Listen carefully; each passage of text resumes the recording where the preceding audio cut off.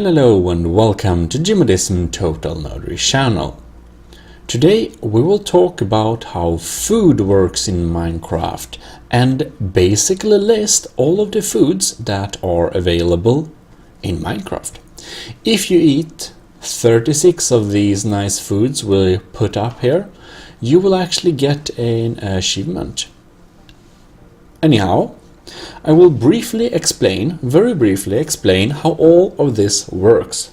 Basically all you need to know. If you wanna nerd down a little deeper in this, take a look at the link in the description. Alright, so you all probably know the food points. The food points are down to the right, as you can see. And a whole food point symbol is actually 2 food points, but I will talk in symbols just to be a little bit pedagogical, kind of, so it's more in-game relatable. Right, and this basically works like this. When we in Minecraft walk around, jump around, destroy blocks and basically do everything, we will actually waste food. And of course you need to eat, and usually if you don't eat at all you will also sadly die if you don't play on easier difficulties. Anyways, give me a sec. There we go.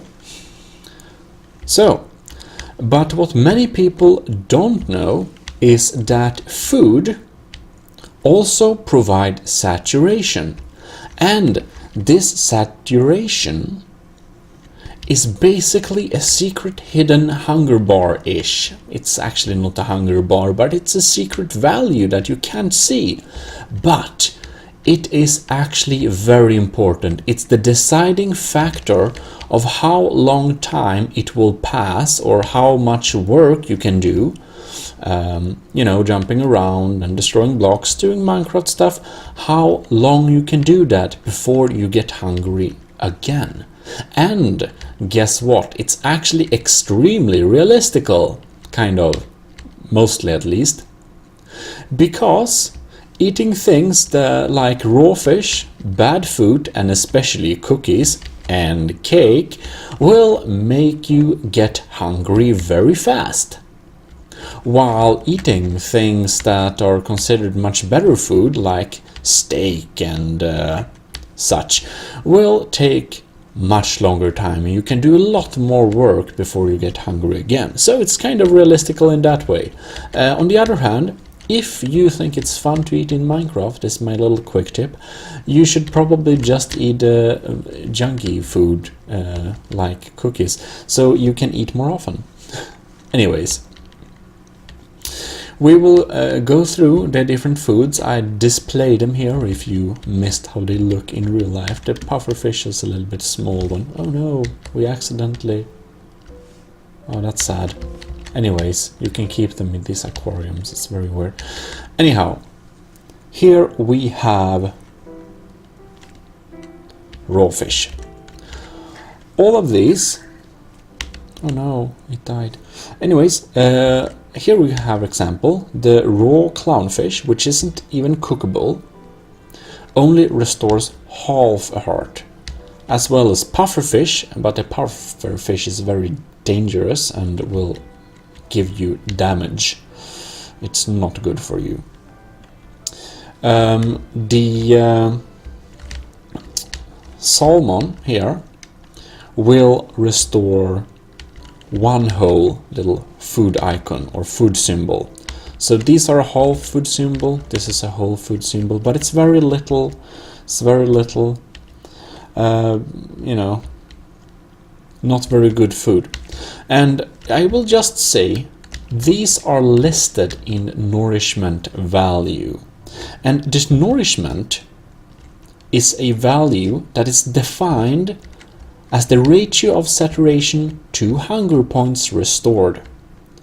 So basically, food with higher nourishment should be eaten when the hunger bar is more full. We will not exactly say how many points each food restore, but we will give a general picture. Basically, these raw fishes and cookies and cakes and rotten flesh. Oh my god. Yes, indeed.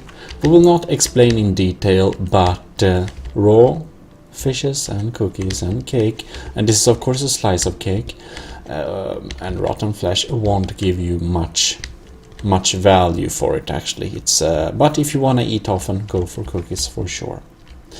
So anyways, about health, hunger is very important, and basically if the hunger bar is completely full, the health will generate quickly. If it's almost full, it will generate but slower, and if it's empty, you will slowly starve and die, and if it's half full, you will not generate health. I'm sure you noticed this, but I'm saying it anyways. Not very good food, but slightly better. We move on to the second row, which is from nourishment value poor to nourishment value low. Here we have coarse fruits, we have melon slices, we have raw potatoes, poisonous potatoes. A note about the poisonous potatoes and the pufferfish. If you come in a situation where you have to eat pufferfish and spider eyes and, well, poisonous potatoes, you can drink a bucket of milk and you will stop the damaging effects to your health or whatever it has for effect. So that's a good tip. Keep a bottle of milk if you wanna. Yeah, so basically if you have a stack of bad potatoes, mush them all down, eat them all up, and then you drink milk and you're safe. Alright, then we have raw rabbit, raw chicken, raw mutton, raw pork, raw beef, and apples, pumpkin pies, and dried kelp, kind of newish food. However, even though these food values are nourishment values are rated as poor, it's a good use of pumpkins if you have them or apples, and you can boost them up to restore your basically hunger bar, but you should also use some of the higher nourishment value foods in order to balance up so that you won't get hungry immediately again. A little note about the dried kelp. It's pretty cool, because this is, I think, the only food in Minecraft you can actually use as a fuel. If you take this block, you can put it in a furnace and burn it up. The kelp can be put into blocks, and you can store a lot of them on you on a tight space, so then you can just unpack them when you want to eat them. So that's kind of practical. We move on, and this is the normal board, which is cooked rabbit, cooked chicken, and rabbit stew, mushroom stew, regular breads, cooked cod, carrots, baked potatoes, and beetroots, and beetroot soup. So beetroot is not such a bad food. Don't need to do anything with it, as you can stack the bowls. Probably better to just keep them. And this is probably the best stock food which you can waste, so to say. Especially bread and baked potatoes are really good for this. And then we come to the good foods. And this might surprise you, but spider eyes are actually rated as a good food source or good nourishment value, because it gives you pretty many saturation points per hunger. So, of course, if you are having a spider eye diet, keep the milk flowing, because you will need to drink a lot of that to not get very many negative effects. But it's completely possible to have a, better spider eye diet than diet of rotten flesh. 1 second. Right. So, spider eyes is an okay diet. Just keep the milk flowing. Anyways, many people don't even try to eat them. You should, if you have milk. Now, cooked salmon is a great source of food, as well as mutton and steak and pork, cooked of course. This is probably the best stock food. There is no reason to not, not that one. There is no reason to not eat one of these 4 foods. Of course, if you want to be more efficient, you might want to combine them with the lower grade foods. But this has, the best nourishment value for the work, basically. And I'd use this as, main stock of food. If you have it, you might eat this only, basically. But of course, it's more fun to combine a lot of different foods. That's one of the joys of Minecraft. A little bit of roleplay where you can mix your foods to have a realistic kind of ish diet. Gives more immersion. Now, we go over to, of course, the best food sources, which is wasteful to eat. But, this has some very good values. So, well. Now we have a very interesting food, which might be useful sometimes. This is the golden carrot. It's kind of wasteful, of course, to eat gold, but the golden carrot has a very interesting point. It will actually refill your entire saturation bar, which means if you eat a golden carrot, you can work for a very, very, very long time. If you're starving,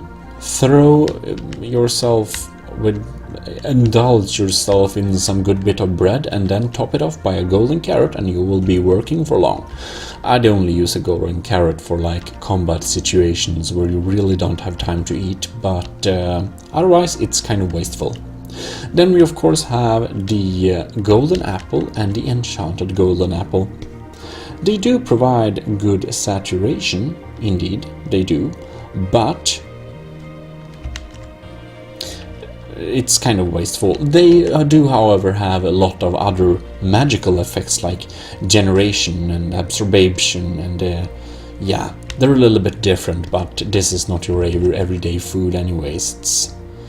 But really, the golden carrot is the only food that restores the entire saturation.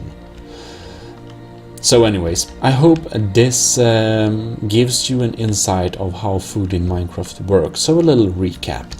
Every time you do stuff, destroy blocks, jump around, hop around and move, and especially jump and sprint, of course, very much sprint, you will lose food points. But before you lose those food points, you will lose saturation points, which is basically an invisible point scale, which has as many points as the food bar. But usually when you eat, you will not be able to fill that up. However, the foods that are listed as having a higher nourishment value restores more of that saturation bar, which means you can work longer before you want to eat again. If you want to eat often for roleplay reasons, you should probably stick to the poor tier and perhaps the low tier, and then you will be able to eat a lot or very often, because you will be hungry so often. Anyhow, in situations that are more important, that you can't eat all the time, you should probably go with the better nourishment values, like combat. And for really crazy combats, like scary stuff in the end and netherworld generally, might want to go for some of these in your menu as well. Anyways, saturation points are depleted before hunger starts decreasing. If hunger is almost full, you will generate slowly your health. If it's completely full, you will generate fast. And if you like this video, please leave a like and subscribe if you want more videos like this. In any case, I did forget to say something. This rain is very annoying.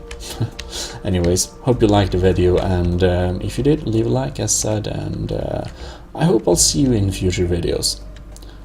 In any case, until next time, this is Jim with some Total Nourish channel, signing out.